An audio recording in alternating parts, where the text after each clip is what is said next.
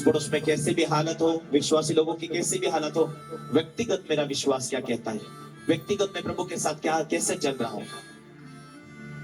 Hallelujah. क्योंकि शैतान चोर है, उसे अवसर मिलता है।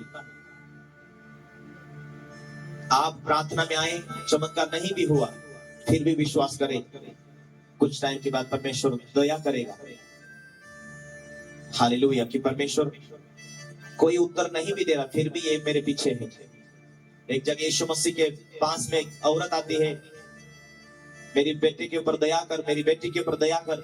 प्रभु कहता है कि मैं इस्राएल के घराने को छोड़कर और किसी के पास भेजा नहीं गया। प्रभु उसी टाइम में एक प्रश्न का उत्तर देता है। प्रभु कहता है, बच्चों की रोटी लेकर कुत्तों के सामने डालना अच्छा नहीं है। स्त्री ने कहा, हे मेरे प्रभु, कभी कभी वही रोटी के चूर चार खाकर कुत्ते भी जीवित रहते हैं, उसी रोटी के टुकड़े खाकर कुत्ते भी जीवित रहते हैं।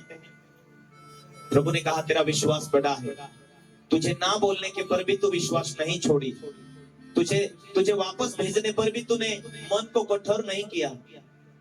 जा, तेरा जैसा विश्वास वैसा तेरे लिए हो जाएगा। और उसका बच्चा चंगा हो गया था। Hallelujah, hallelujah. आज कोई भी चमत्कार ना आपको दिखाई नहीं देता, फिर भी एक विश्वास करके जाओ, आज के बाद मेरे घराने में ठीक होगा, आज के बाद मेरे परिवार में ठीक होगा।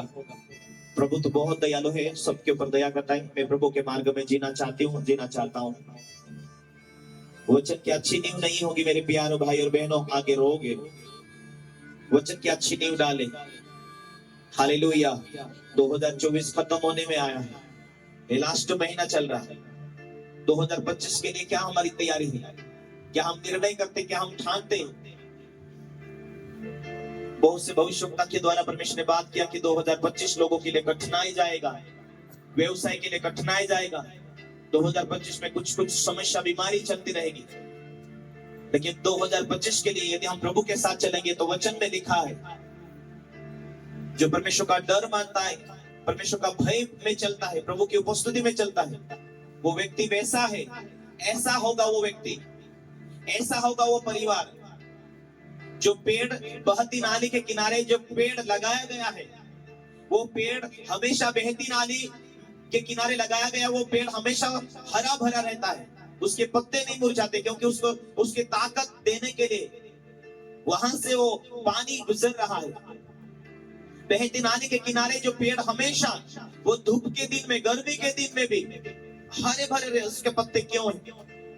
क्योंकि उसे पानी मिल रहा है, उसे पोषक तत्व मिल रहे, इसीलिए वो पेड़ हमेशा हरा भरा रहे और उसके समय में वो फलेगा। जब उसका टाइम आता है वो फलता है। जो परमेश्वर का भय मानता है वो पुरुष भी ऐसा होगा, वो फैमिली भी ऐसी होगी। जो यहोवा का भय मानता है वो हमेशा हरा भरा रहेगा। प्रभु ने वाचा बांधी कि कोई भी दुख तेरे डेरे के निकट नहीं आएगा, कोई भी अटैक तेरे घराने के ऊपर नहीं आएगा, क्योंकि यहोवा ने तेरे हाथ को थाम रखा है। यहोवा तेरा बल, यहोवा तेरी ढाल, यहोवा तेरा रक्षक। तो यहोवा के नजर में कीमती हीरा मोती है। Hallelujah, hallelujah. कि जब आप घुटने टेक कर प्रार्थना करते हैं, परमेश्वर के एक एक कानून कायदे को पालन करते हैं, आपको आपका विश्वास ऑटोमेटिक बढ़ते जाते चले जाता है। लेकिन जब आप गुटका में रहते हैं, वेशन में रहते हैं, प्रार्थना की कमियां होती, तो आपका विश्वास ही जीरो दिखाता है। और जैसा आपका विश्वास शैतान देखता है, वो निकलना नहीं चाहता, वो कुछ ना कुछ समस्या देकर चले जाता है, कुछ ना कुछ दुख आपके जीवन में, लाइफ में काम कर। लेकिन जब ईमानदारी में आप आते, मैं तो भेंट दे रहा हूँ, मैं तो प्रार्थना कर रहा हूँ, मैं तो चर्चे जाया करता हूँ, क्यों नहीं प्रभु चंगा करेगा? जरूर परमेश्वर चंगा करेगा। मैं तो एक एक आज्ञा को पालन किया, वो मेरा तो छुटकारा नजदीक है, मुझे तो वो पवित्र आत्मा से भरेगा। तुम ईमानदारी में आते चले जाते हैं, तुम्हारा विश्वास ऑटोमेटिकली बढ़ते चले जाता है। जब ईमानदारी में नहीं होते, तो विवेक क्या कहता है, अंदरूनी विवेक क्या कहता है, मैंने यहाँ चूका है, यहाँ गलती किया है, इसीलिए कहीं ना कहीं समस्या मेरे पर दिख रही, कहीं ना कहीं मुश्किलें दिख रही, शैतान का अवसर मिलता। जब आप प्रभु के कानून कायदे में सच्चे नहीं रहते, आपका विवेक ही बोलता है कि कहीं ना कहीं तो चुका है। लेकिन आप अपनी गलतियों को मानते हैं, उस दिन से बच्चों के समान दिल बनाते हैं। परमेश्वर का वचन कहता है, जब तक आपका मन बच्चों के समान नहीं बने तब तक आप स्वर्ग राज्य में प्रवेश नहीं कर पाओगे। क्या आप एक एक आज्ञा के लिए बच्चों के समान पालन करने के लिए तैयार हैं? प्रभु है, प्रभु मुझसे प्रेम करता है। आपका विवेक, आपका दिल परमेश्वर के सामने ये कहे कि परमेश्वर मुझसे प्रेम करता है। हालेलुया। परमेश्वर का आदर करना सीखो, परमेश्वर का इज्जत करना सीखो प्यारे कलीसिया। हालेलुया। जवान लड़कियां है, प्रभु का इज्जत करते हो। आप घर और बाहर अंदर जहां भी हो प्रभु की स्तुति आराधना में ईमानदार होंगे, प्रार्थना में ईमानदार होंगे। आपका सिर ढकने के लिए आपके सिर के ऊपर कपड़ा रहे, तथा आराधना प्रार्थना में स्त्रियों के लिए, उसकी शोभा के लिए उसके बाल लंबे होना जरूरी है ताकि उसका शरीर ढका रहे।